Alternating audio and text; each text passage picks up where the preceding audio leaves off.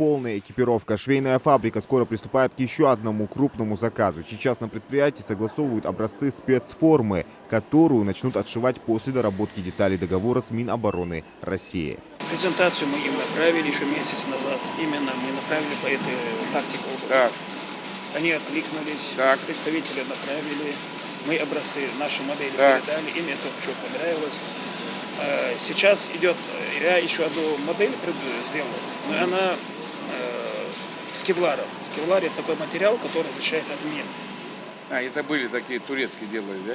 Да, это турецкие, там есть и там греческие, разные там. Но я свою, именно нашу модель делаю с кевларом. И там две модели это круговой, который кевлар защищает ногу. И есть стелька, основная стелька, которая подошва. И стелька с кевларом. При взрыве защищает. Вот эти две модели я уже сделал и направил. И сейчас я жду ответа. По поручению главы Ингушетии уже удалось подготовить 500 комплектов теплой и защитной одежды для военнослужащих. Все это мы готовы нашим ребятам. Полный экипировки нет. Самое главное, что меня смогут булыш. Вот мы все делаем для того, чтобы они у нас были защищены максимально, и это будем мы делать. Поэтому все сделано для этого. Для участников СВО подготовлены сотни комплектов военной экипировки, термобелье, самые лучшие бронежилеты, шлемы, аптечки и многое другое. Все для безопасности военнослужащих. Махмуд Али Калиматов пообщался с сотрудниками и ознакомился с процессом производства. Сложные операции какие? Это карманы, очень сложные, которые теряют очень. Автомат будет время Автомат там просто теряется. их ровно положите, автомат 2-3 секунды и все. Перед правительством региона Махмудом Али Калиматовым поставлена четкая задача – поддержка семей военнослужащих, участвующих в специальной операции. В регионе также заработал комитет семей воинов Отечества. Его возглавила Фатима Барханоева. Каждую семью взяли на учет, каждую. Указание такое есть. Минобразование, каждую семью взяли, где первый класс, где второй класс, к сентябрю, чтобы готовились, если нужно будет, будем помогать им. Минтруд, все пособия, каждую семью, паспорт, я сказал, создать. На каждую семью СВО, кто участвует, и Добянчаны, нам нужно взаимодействовать и Народному фронту, и вот сейчас комитет семей воинов Отечества, тоже нужно сегодня взаимодействовать районам, городам, потому что глава всегда вам поможет. Махмуд Али Калиматов также отметил, что власти региона всегда готовы помочь предприятию в решении важных вопросов.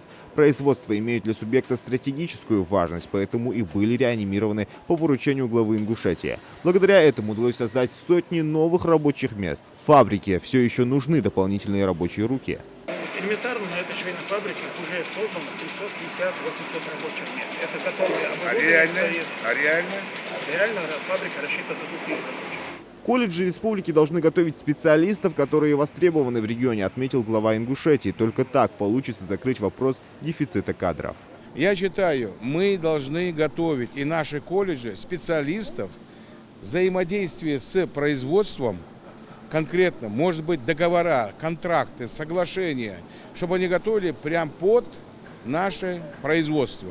Специалистов для обувной фабрики, специалистов для птицекомплекса нашего, специалистов для РИАК, специалистов для Сердало, светодиодный наш завод, для швейной фабрики.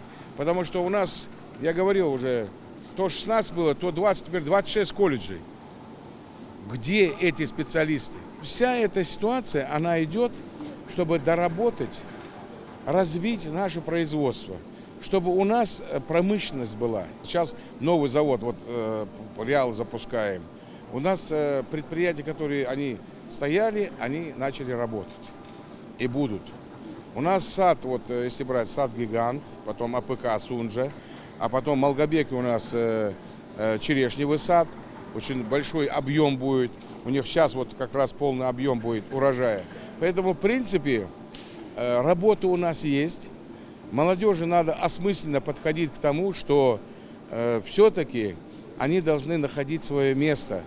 Махмуд Али Калиматов проверил подготовку еще одного крупного заказа от Минобороны России на обувной фабрике. Вы знаете, эта модель практически нуля была сделана. вопрос, но мы ее продвинули, смогли грамотно подойти, грамотно преподнести Ну, востребованы. Конечно, востребованы. Только за сутки здесь отшивают 700 пар тактической обуви. Всего на фабрике уже пошили 12 тысяч пар тактической обуви для военнослужащих и мобилизованных граждан, принимающих участие в специальной военной операции. Общий заказ от Минобороны России – 20 тысяч пар. Эскиз модели утвержден главным военным ведомством страны. При создании этой обуви используется высококачественная кожа и нестирающаяся подошва.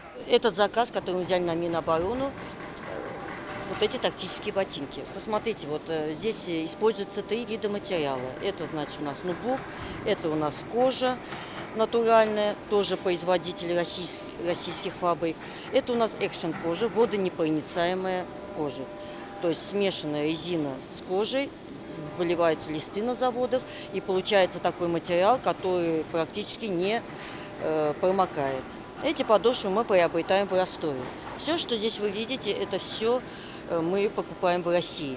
Эта обувь была испытана участниками спецоперации на передовой. Кроме того, на стадии разработки еще один вариант защитной высокопрочной обуви. Махмуд Али Калиматов отметил, что все военнослужащие Ингушетии на 100% обеспечены всем необходимым обмундированием. И мобилизованных, а сейчас и добровольцев мы 100% обеспечиваем обмундированием.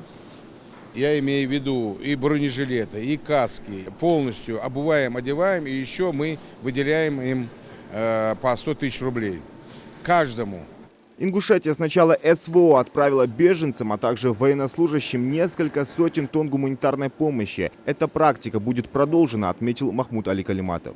Мы постоянно взаимодействуем с округом, с руководством, с командованием и будем это продвигать. Возвращаясь к теме безработицы в регионе, Махмуд Али Калиматов отметил, что в республике созданы сотни рабочих мест, которые до сих пор пустуют. Условия создали, бесплатное питание, подвозят. Вот. Да, зарплата, но если ты не специалист, вы где видели, что специалист пришел, ему сразу там У нас большие... специалисты местные, которые уже остались, уже больше года работают, которые Да. они получают, можно сказать, 30 тысяч, 35 тысяч рублей. Здесь. Местные наши. Ну, вот. Но это реальные специалисты, которые... Вы представляете, не, а какие он навыки получает? Он же специалист, специальность получает. Он всю жизнь может обеспечить свою семью. Всю жизнь. На швейной фабрике у меня механики 2 местные. Они научились, они любят свою работу. Они реально любят работу, они даже до выходных выходят на работу, обслуживают станки. На выходные их никто не обязывает. Они сами, это местные ребята. И зарплата у них 40 тысяч. Как правило, во всех информационных сообщениях постоянно озвучивается: Ингушетия самая высокая безработица. Я тогда говорил, я и сегодня говорю, безработица в Ингушетии имеет свои особенности. Это не тот показатель, который общероссийский. Если говорят 25-30 тысяч рублей, это низкая зарплата, зачем туда идти?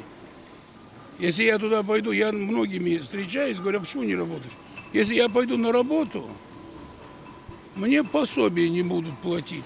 Швейная и обувная фабрики республики были реанимированы по поручению главы региона большими усилиями. Сейчас из-за нехватки рабочей силы среди местных жителей на предприятии трудоустраиваются приезжие граждане. С такими усилиями, с такими вариантами запускалась и швейная фабрика, и обувная фабрика.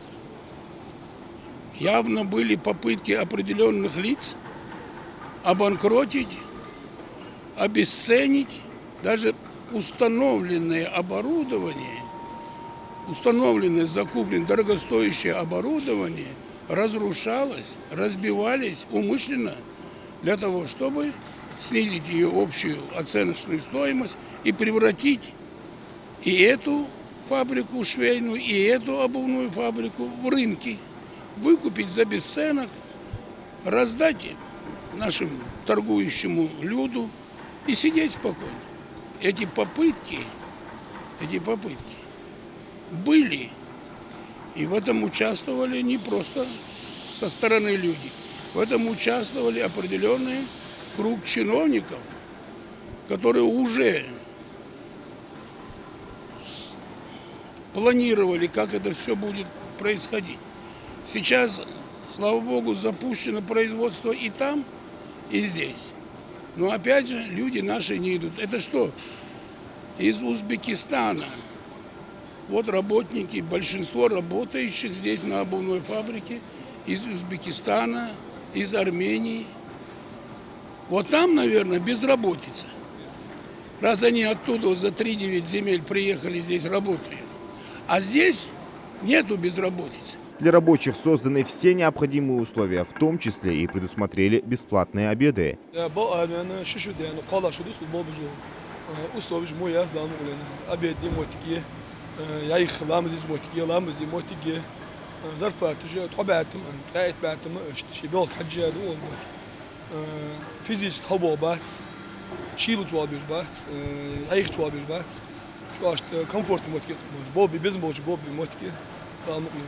Жители Ингушетии призывают не сидеть сложа руки и работать на производстве. Сейчас предприятия активно принимают новые госзаказы и занимаются их реализацией. Зелимхан Калоев, Хамзат Халухоев, Новости 24.